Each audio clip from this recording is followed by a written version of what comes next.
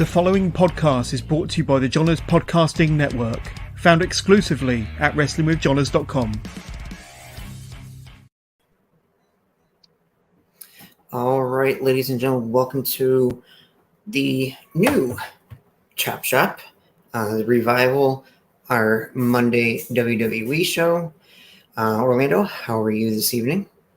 I'm good. Very long weekend of wrestling. We're going to talk one part of it. So very long indeed. This will be 2/3 of the big shows. We got the steel cage background because tonight on Raw we have Bobby Lashley defending the best title against The Miz in a steel cage. Should be interesting. The dynamic with Dexter Lumis. In the background, we seen him getting kidnapped on Raw last week. You got much hope for this match? Oh, I'm sorry. Go ahead. No, I was going to say, do you have much hope for this match coming up? I think it'll just show like Bobby Lashley's dominance. So I'm excited, just to see like what they'll do in the steel cage, and how Dexter Lumis is going to get involved, and if Ciampa's trying to get involved as well. So we'll see. No, I did hear one rumor. Of course, it's just a rumor from the dirt sheet, so take it for what it is. I did hear at the next Crown Jewel pay-per-view, we're finally going to get Brock Lesnar and Bobby Lashley. Yep. We need another rematch between those two, so I think that would make sense. So we'll see what happens. It's unfortunate it has to be a Crown Jewel because they probably pay more, so they probably want to pay Brock, whatever amount they can. So, at least we'll get them two again. So we shall see how they're going to do this time. I agree. Excited and can't wait for that one. Let's head into this weekend's events since there really wasn't much announced for tonight's Raw. We got a little comment right here saying it'll be Braun versus Brock. Since they did Roman versus Brock a lot, why not do Braun versus Brock? That comment coming from Brian. Oh, yes, Mr. Seven. Yes, thank you very much. We were talking about the events that happened this past weekend. So we'll start off with Clash at the Castle. Overall, really good pay-per-view. We can say it's Triple H's, real first pay-per-view. He did do SummerSlam, but most of that was predetermined for him. He did a couple of minor tweaks. Yeah, exactly. The first match, we had the 6-woman tag team match. Damage Control, Bayley, Dakota Kai, and Io Sky defeating Alexa Bliss, Asuka, and Bianca Belair. The big story coming out of this, though, is Bayley pinning Bianca Belair, the Raw Women's Champion. But what's the bigger story is that they all had to do their finisher so that Bayley can pick up the win. So they kind of made Bianca strong. So that's a good thing. So yes. Oh, we got a comment right here. Best pay-per-view. Sorry. There we go. It was so good. Best pay-per-view of the year so far. Oh, okay. You know what? This year, a lot of the premium live events and pay-per-views have been stellar, so that's a good thing. So I'm very happy how wrestling has become in 2022 a lot of good things, and happy for the UK fans that they got a pay-per-view, they probably wanted SummerSlam, but they got their own pay-per-view, so that should be exciting. First one in 30 years. Congrats. At least you get something. Yeah, exactly. Yes, and I did enjoy the match, unfortunately, they were kind of like some miscues. I don't know if maybe because, because it was a long match. So I don't know if maybe the girls were not used to doing a long match. I know that Triple H likes to have people do long matches in NXT. So maybe it's just like some of it, maybe like a little bit of ring rust and, getting used to their opponents, because I think it's like a lot of their first times like facing some of these people, like, Dakota versus Asuka,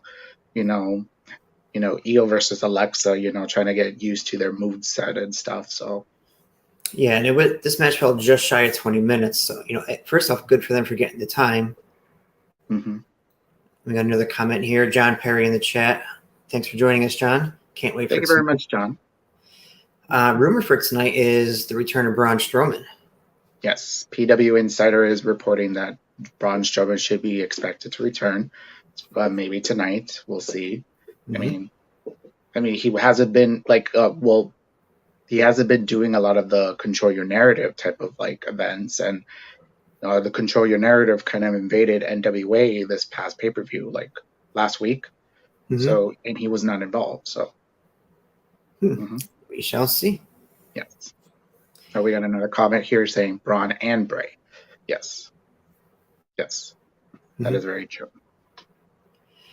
Next matchup was probably the one a lot of people looking forward to. I know I certainly was. This was my match of the night. This was my match of the Intercontinental night. title match. Gunther defeating Sheamus. Yes. Couple big stories out of that. The return of Imperium. Yes. I mean, he'll still be, he's not Fabian Eichner. He's still going to be Giovanni Vinci. So he's going to still keep that name. So, of course, WWE is still going to do the whole trademarking the names and stuff. So they're still going to be owners of that. So that's, I don't mind that. I mean, that's still their business model. So I'm happy that Imperial's back together. And now it's another faction in the main roster. So.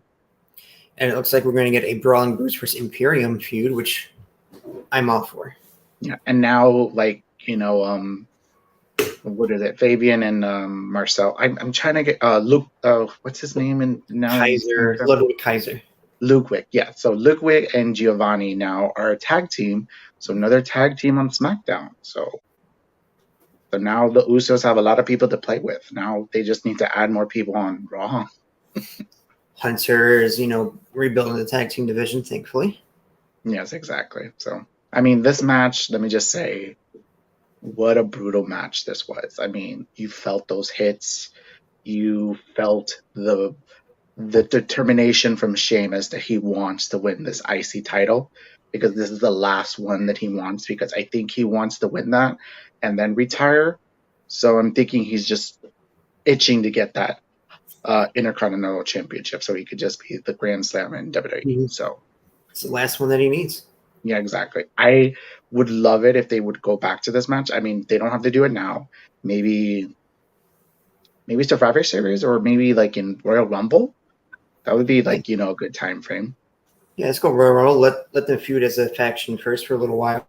Yeah, exactly. Or, whatever day one, maybe. I think that's the December pay-per-view happens on the first. Yeah, like 2023 would be a good.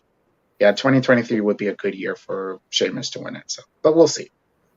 Oh, somebody made a comment right here saying Mania. Yeah, I could see Mania too. I mean, that'd be great. I don't know like what time frame they wanna. He wants to stay around for. Like, I don't know how long he has for his contract and stuff. So we shall see. But yeah, that was also the first pay-per-view that the Intercontinental title has been defended since WrestleMania of last year. They've been doing a good job, building the reputation back up for this title.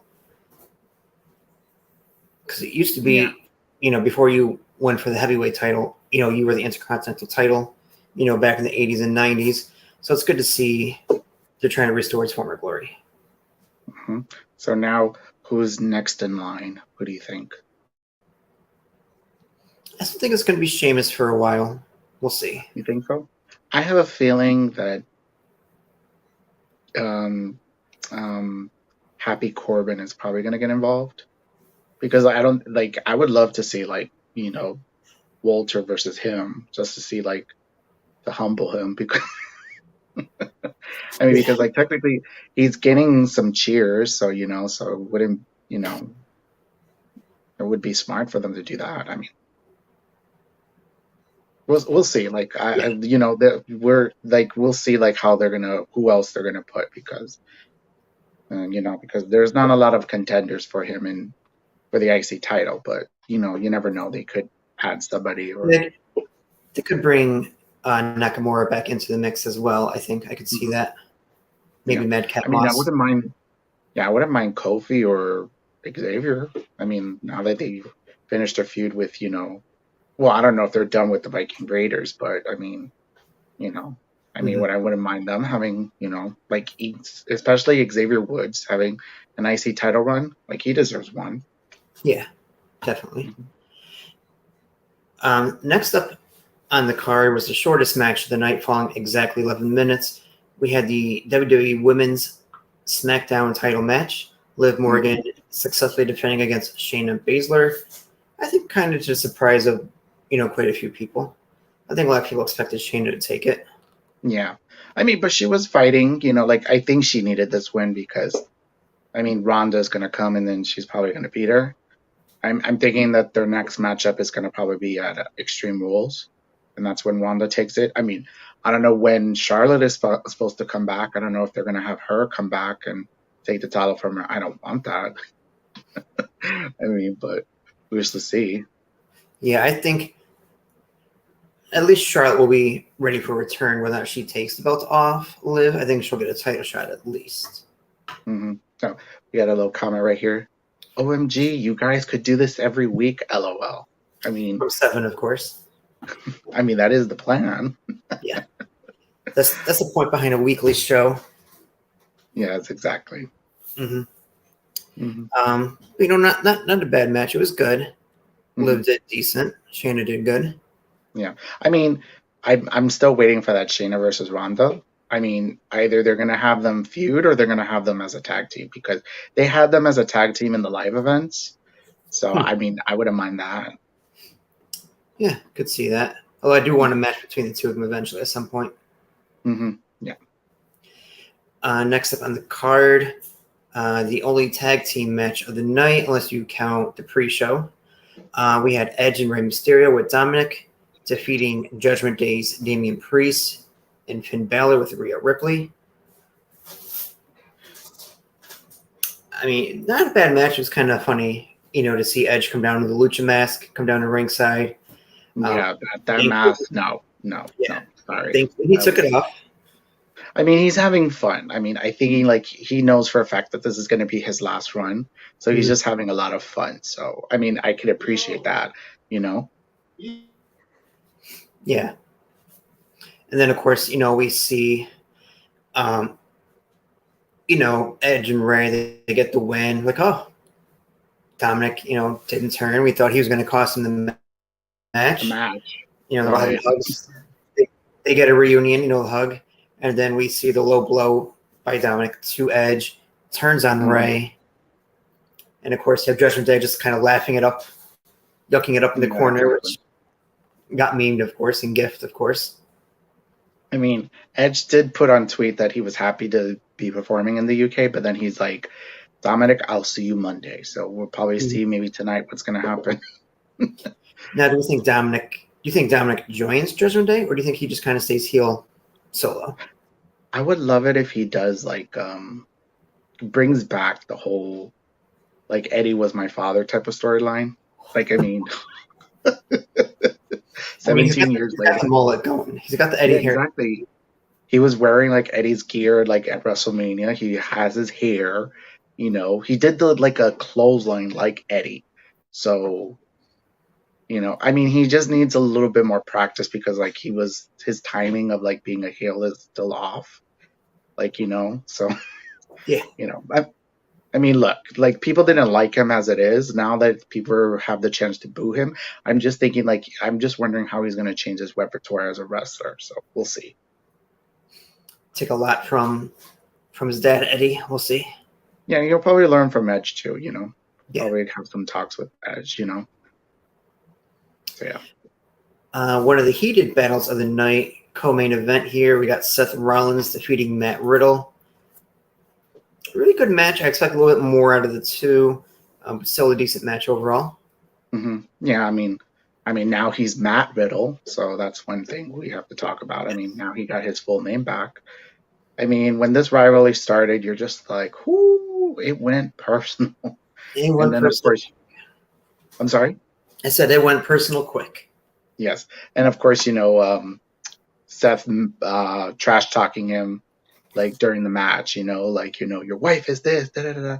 Your wife left you, your kids don't want nothing to do with you, pissed off Riddle, and I knew that was going to happen, and then Seth got the win. This is his first win in a while, which he needed it, Yes. First pay-per-view win in a long time as well, so good for him. Just get the stench out of Cody Rhodes a little bit. I think there's still going to be an Extreme Rules match between these two. There's got to be. Yeah, exactly. All right, and then of course our main event of the night, going just over 30 minutes, the WWE Universal Title match. Roman Reigns defeating Drew McIntyre to, gotta be to the shock of many. Well, I mean, first how they built it though, like how the tension was, like it almost felt like, Drew was gonna win it. And it got the crowd invested. People was like, oh my God, are they gonna have him win? Are they actually gonna have Roman win? But, unfortunately, no. And of course he had help from the bloodline, but lo and behold, who debuts? So was Sequoia.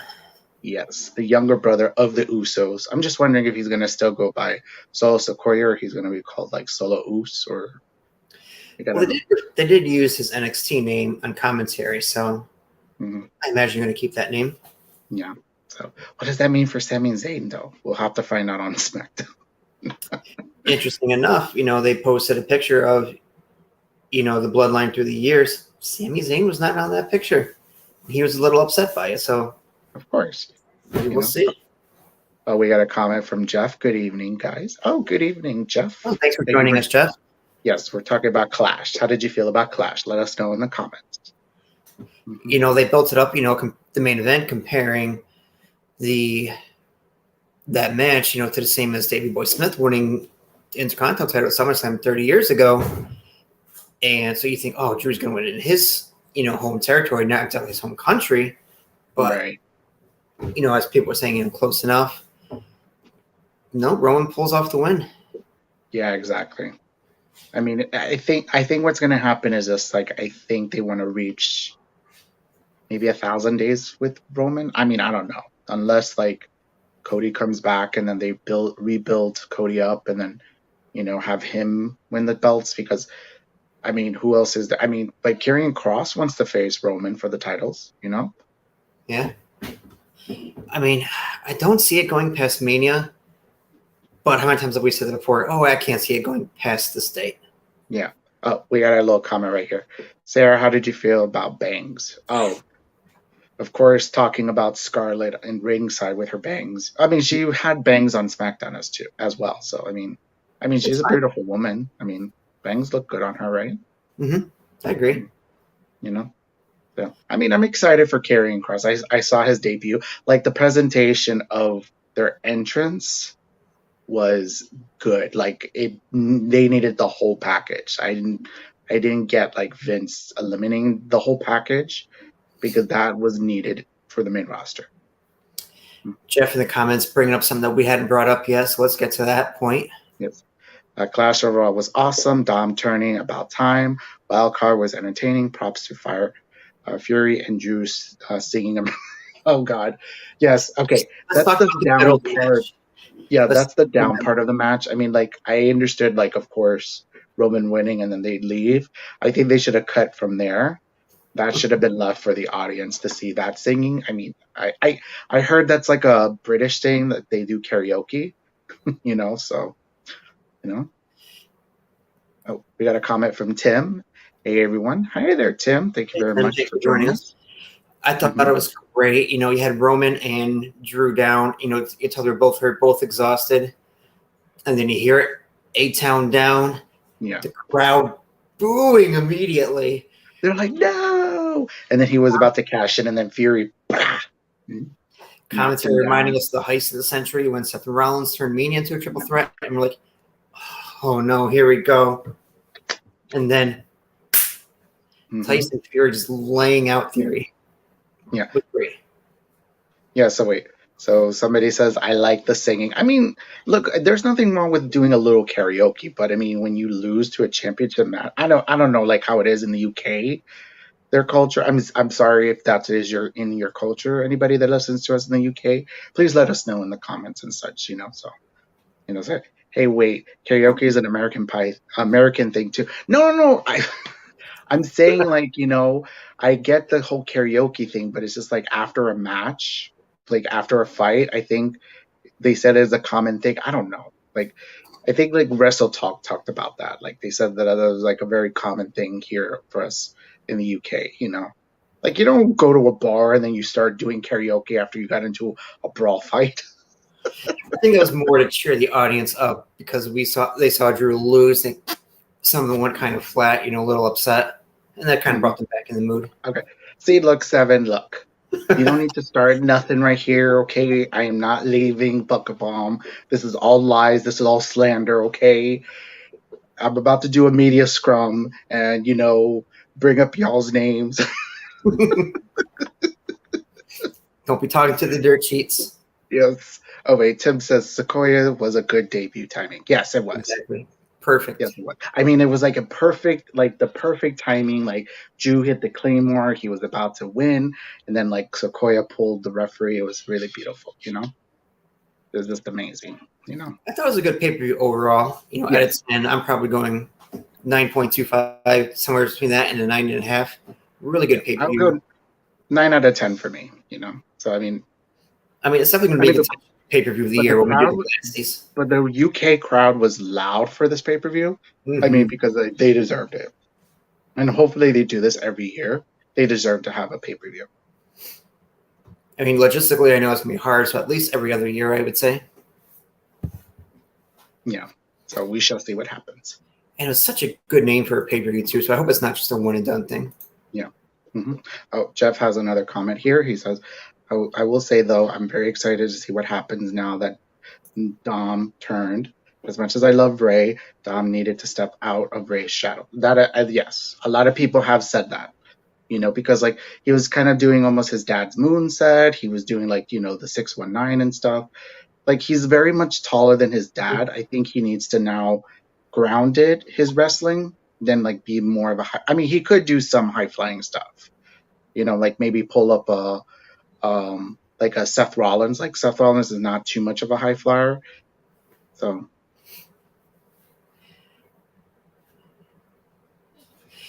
we have another comment. Of course, it's from 7. We're getting a daddy versus Dom. I mean, if you want Rhea versus Dom, that could happen. So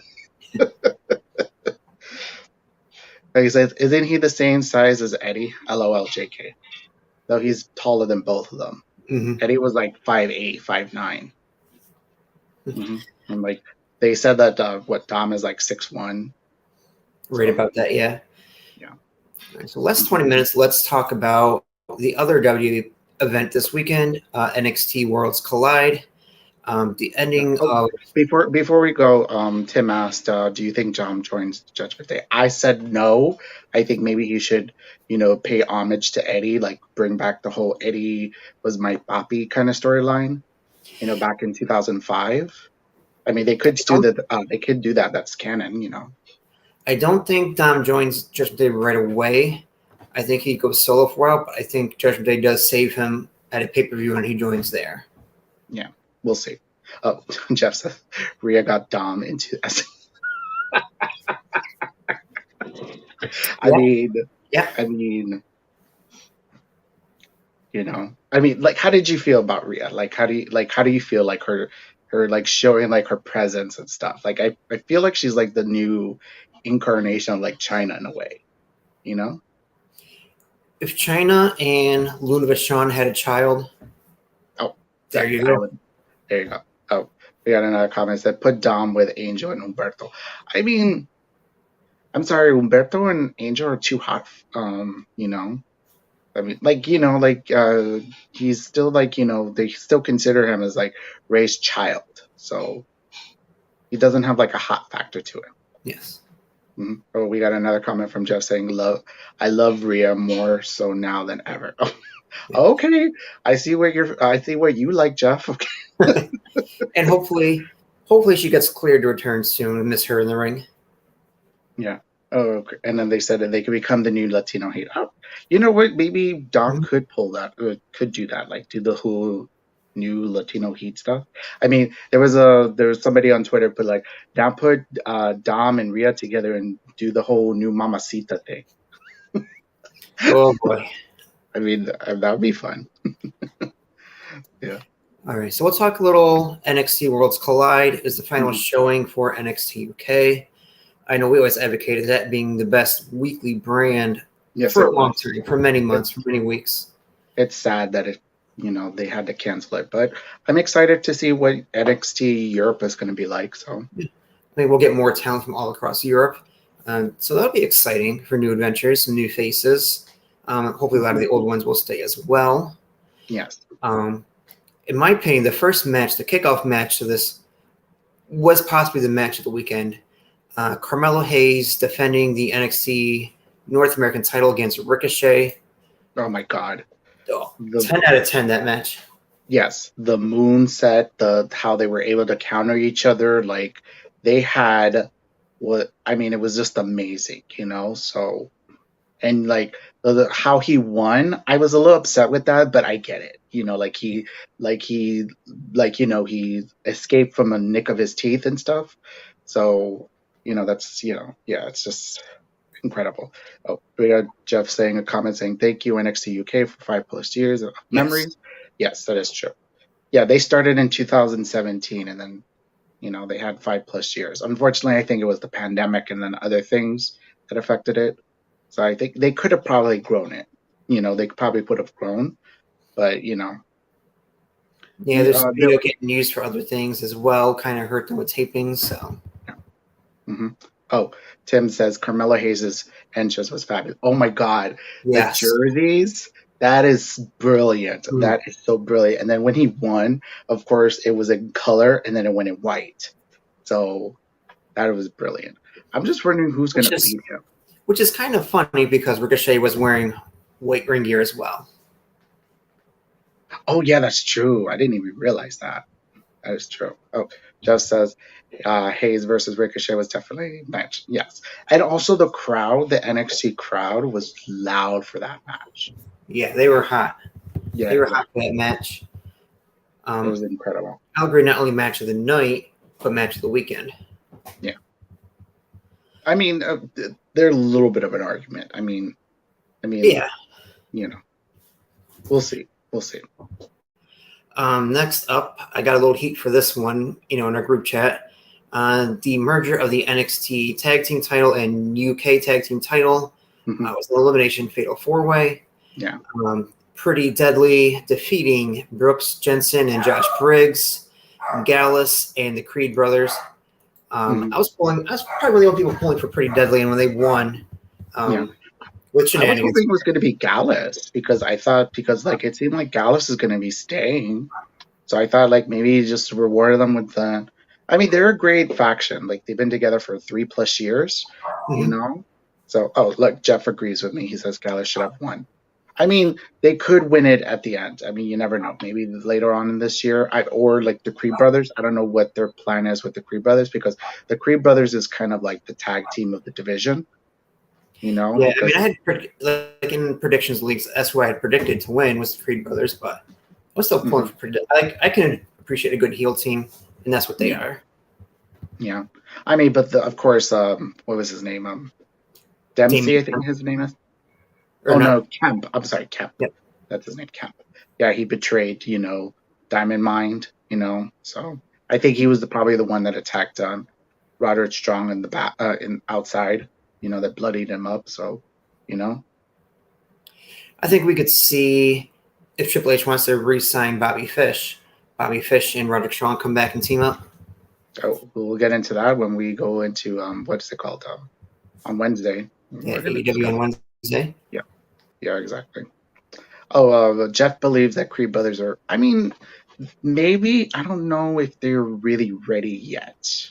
I would say maybe, after Mania's when they usually do a couple call-ups. Maybe after Mania, bring them up. I mean, because they already have some call-ups already. Legado del Fantasma, they're going to the main roster. I think they're going to Raw. I would love it if they debut on Raw. Because that full faction. I mean. Because if you're the Creed brothers, I think they just need a little bit more time because they need a little bit better mic, skills and promo time because you can tell that they're still kind of green when it comes to that,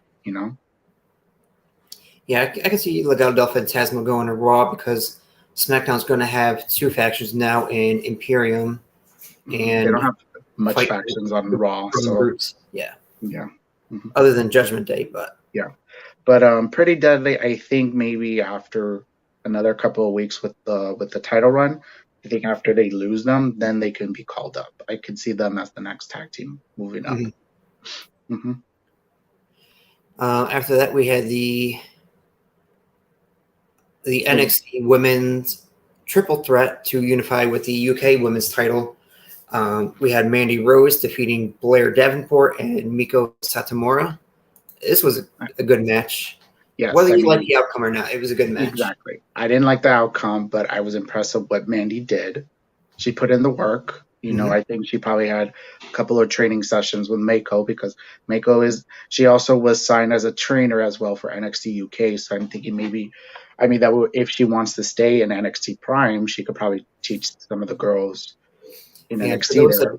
For those that don't know, Miko Satomura runs a promotion in Japan for women, the Sendai Girls, which is a very, very tough division to compete in. Yeah, and also she did train Sasha Banks when she had her little break in 2018, so she knows what she's doing as a trainer, Oh, Jeff makes a comment. Was sad to see Mako not win it. Mako for Hall of Fame this coming year. To the audience, she's still kind of new, I would love her to at least have maybe a year run in the main roster. That's her choice. I just found out that she's going to have a match on NXT Prime. So she's facing Raquel Perez, so that should be a good match. So, I'm kind of wondering too, because they never said how many years she signed her contract, and she signed her original contract in January of 2021. So if it was only a 2-year deal, her contract's coming up in about 4 months. So yeah, but also she did sign for a trainer, because they did say that she was training the NXT girls in UK. So they could lapse into NXT Prime. That would be an amazing feat for them to have her train the girls that are can you imagine now the matches, like if Tiffany Stratton learns under Mako? She already picked it up as it is. Now she's going to learn like a legend as Mako. Now the women's division in NXT now is going to be amped up now with this.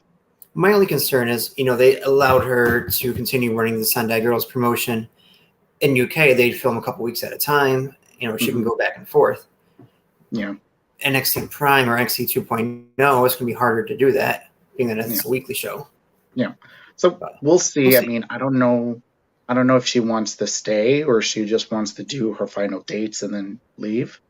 Because to me, I thought it was a send-off from the match because of the confetti and stuff, so I thought that was her send-off. But also I don't know about Blair Davenport. They just got her.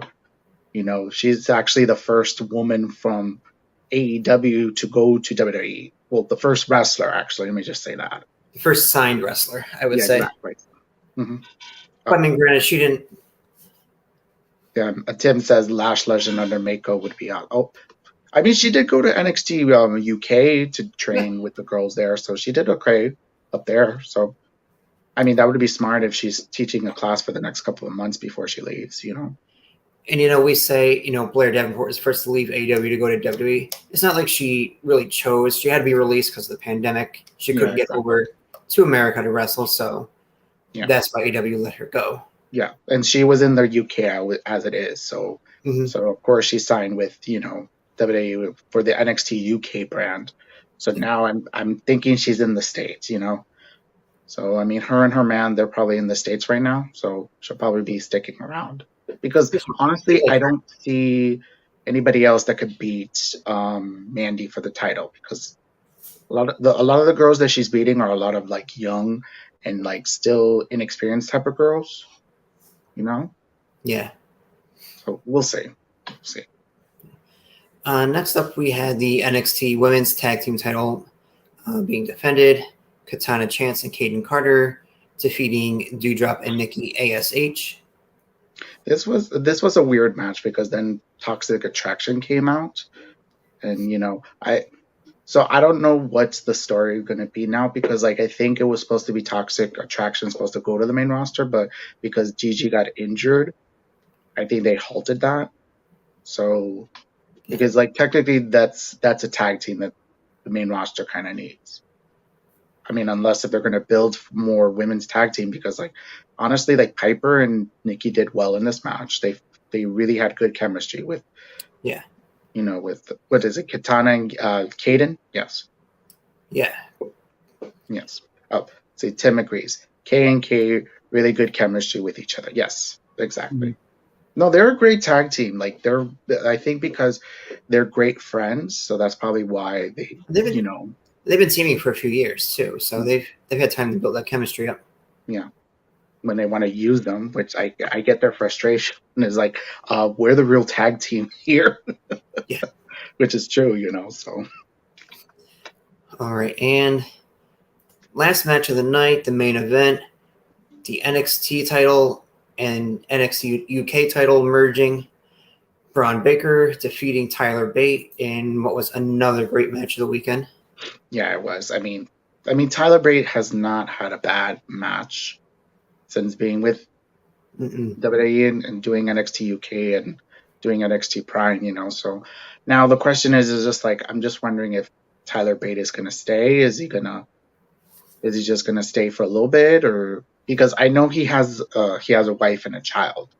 So, I mean that's all depending on them. So I can see him staying on 2.0 until NXT Europe forms, and then maybe going back. We'll see though. Yeah, I could see that too. Maybe the ones that they brought in, they're gonna probably use them for NXT Europe, because like, where's Ilya Dragunov? I know he's injured, but could easily bring him in. So yeah, I can't believe I didn't know Tyler Bate was only 25 years old. I thought he was a little older than that, but no, he's got a bright future ahead of him. Yeah, exactly. So, Jeff has a few comments here. Would have been better if Nikki and Piper see them as their former selves. Would have been more of a challenge.